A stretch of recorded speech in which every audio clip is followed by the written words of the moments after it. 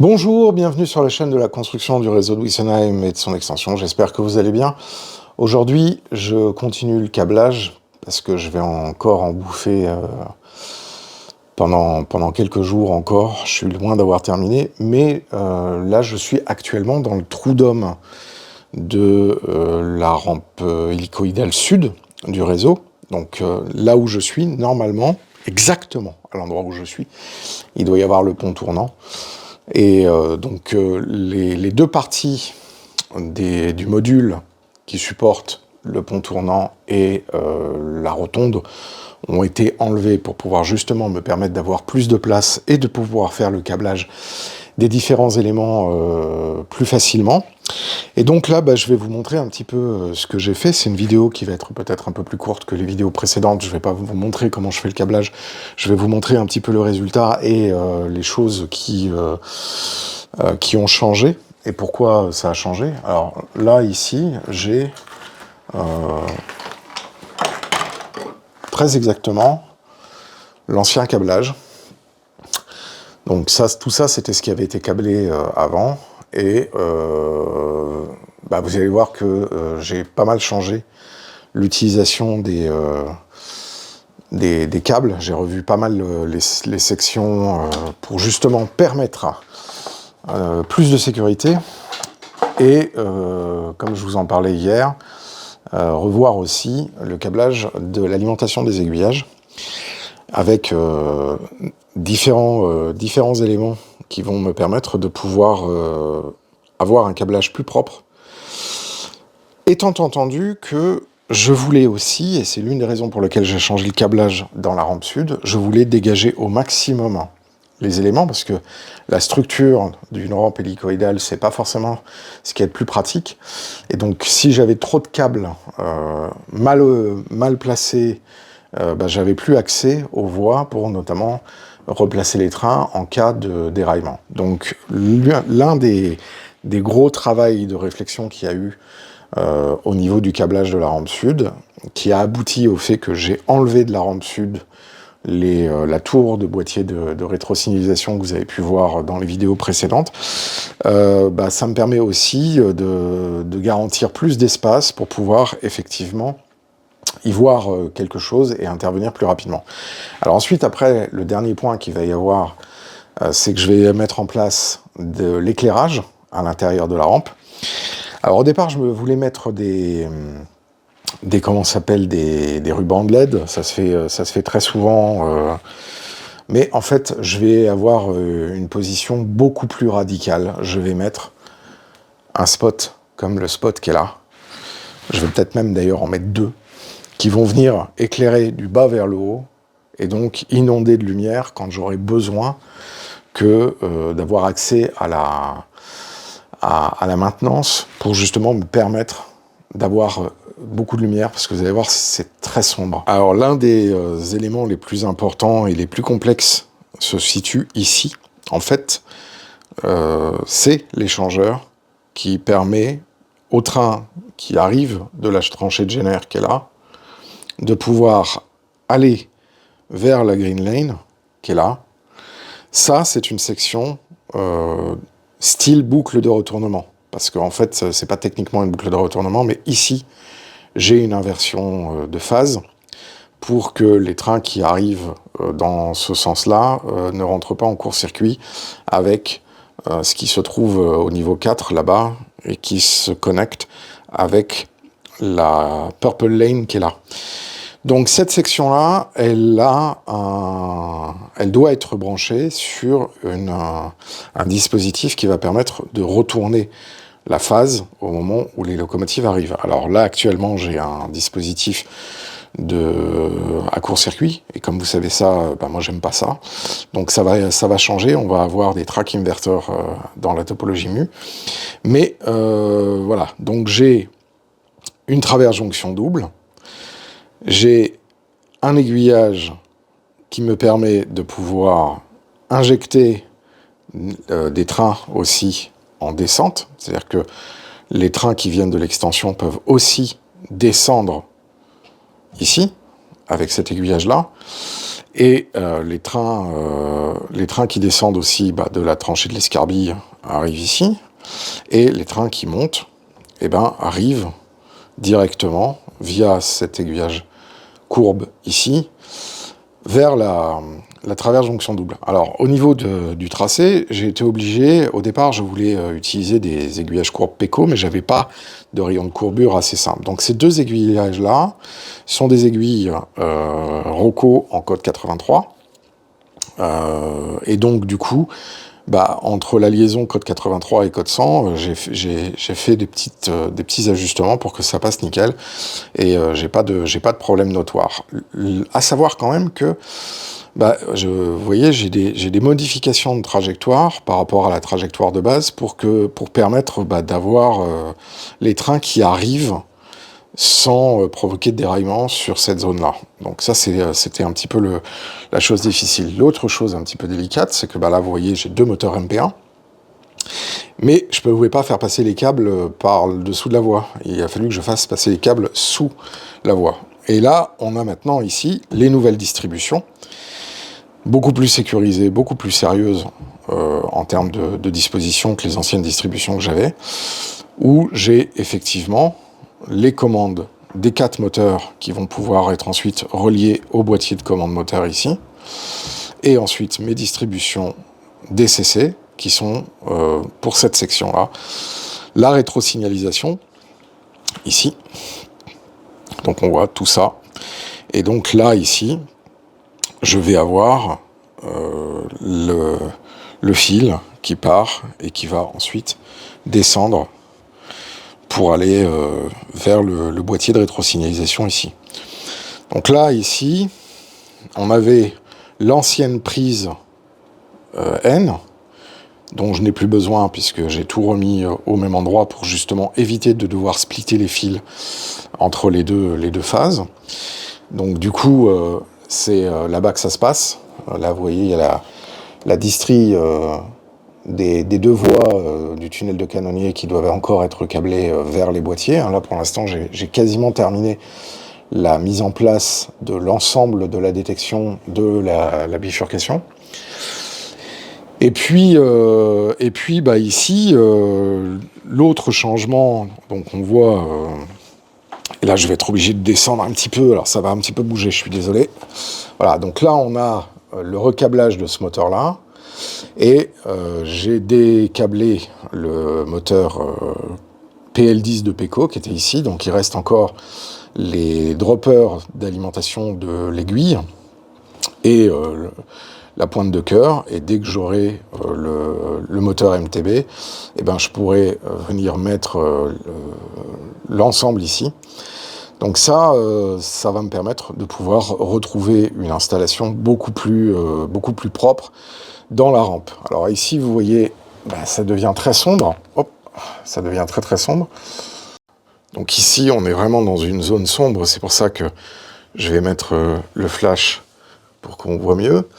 Et là, j'ai la sortie de la Purple Lane qui est ici, avec le moteur qui va rester accâblé. Et il me reste un PL10 à enlever, ici, et à remplacer par un moteur MP1 ou de la marque de MTB. Voilà. Donc, ensuite, après, vous voyez la boucle de retournement du rez-de-chaussée, ici. Alors là, c'est un petit peu délicat pour vous montrer dans cet espace réduit. Donc, on a une aiguille en code 100, ici. Hop. Une aiguille en code 100 courbe qui arrive vers une zone de stockage qui permet de pouvoir stocker deux machines. Ça, c'est un reliquat du tracé du premier réseau. Puis évidemment, on a le retour et le départ des deux voies. Donc, comme vous pouvez le constater, encore beaucoup de travail pour finaliser, notamment tout le travail qui va être de tirer les feeders d'alimentation des moteurs vers les cartes. Donc là, ça va être fait avec du fil de plus grosse section.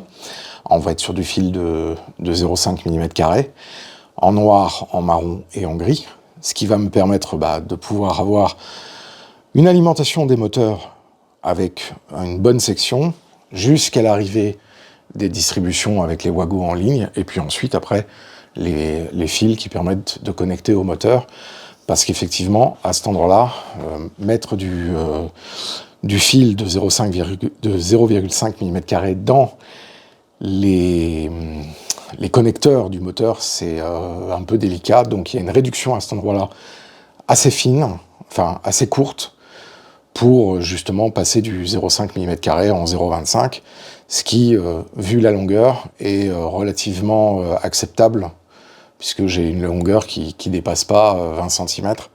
Et donc du coup, sur ces 20 cm, la réduction de diamètre n'est pas trop importante au regard de la puissance passée et au regard de la distance parcourue.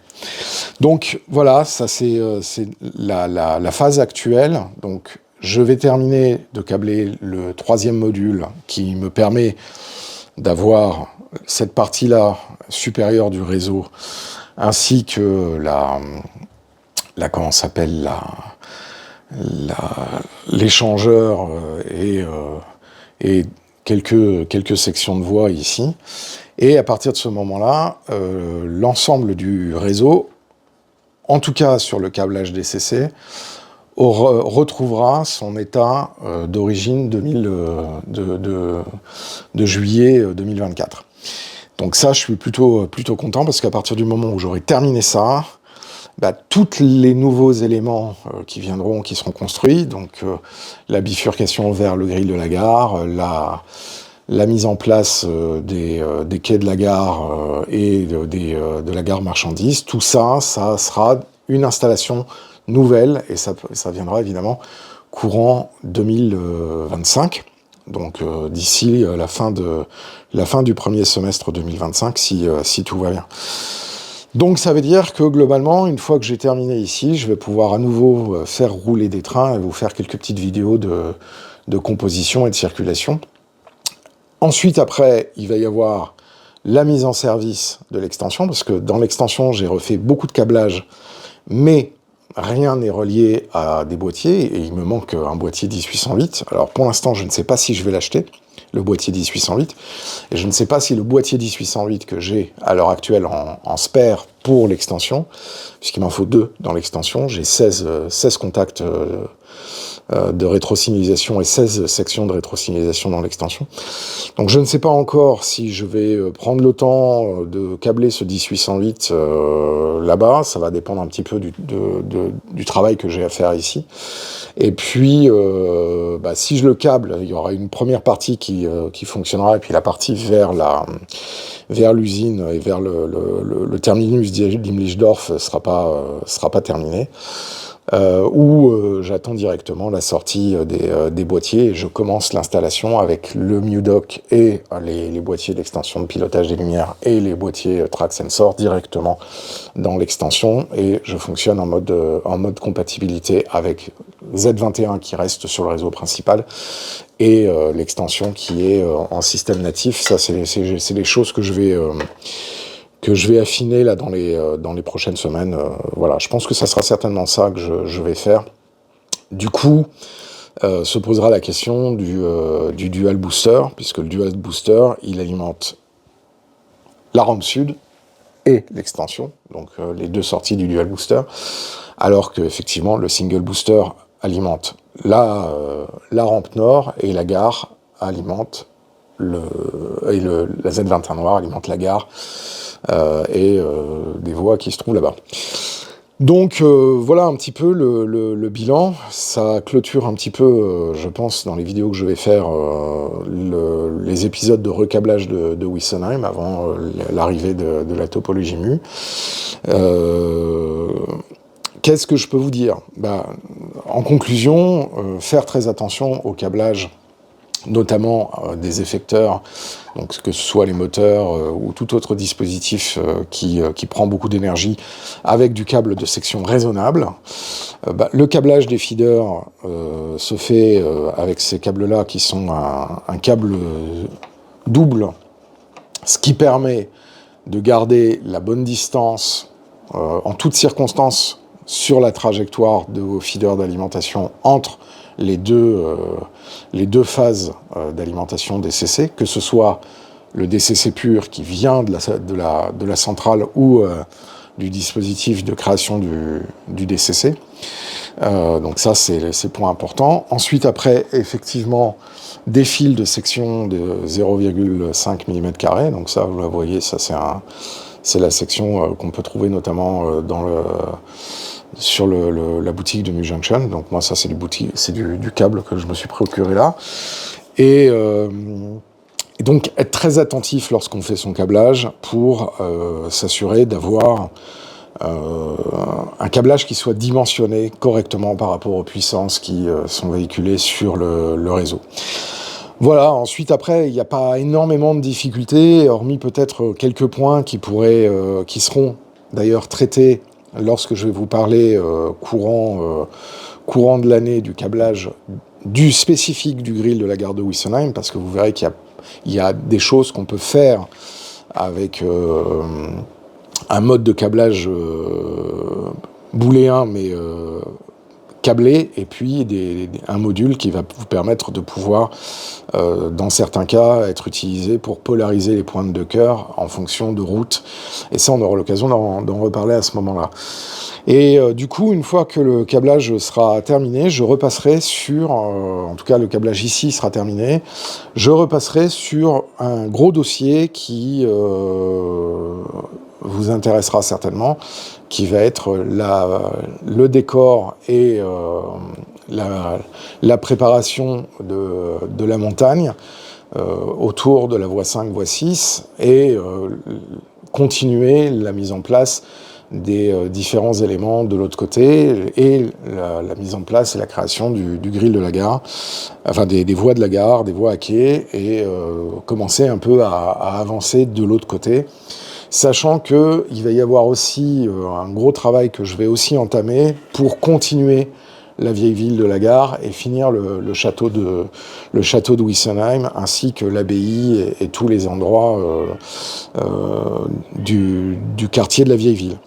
Voilà. Et ben en tout cas, merci. Vous êtes de plus en plus nombreux à suivre l'activité de la chaîne Bienvenue à Wessenheim. Merci pour toutes les questions que vous posez. Elles seront traitées et j'y répondrai dans le live, mais n'hésitez pas à les mettre dans la section commentaires. Un grand merci à toutes les personnes qui font qui mettent des petits pouces vers le haut ou qui s'abonnent, ça me fait vraiment super plaisir.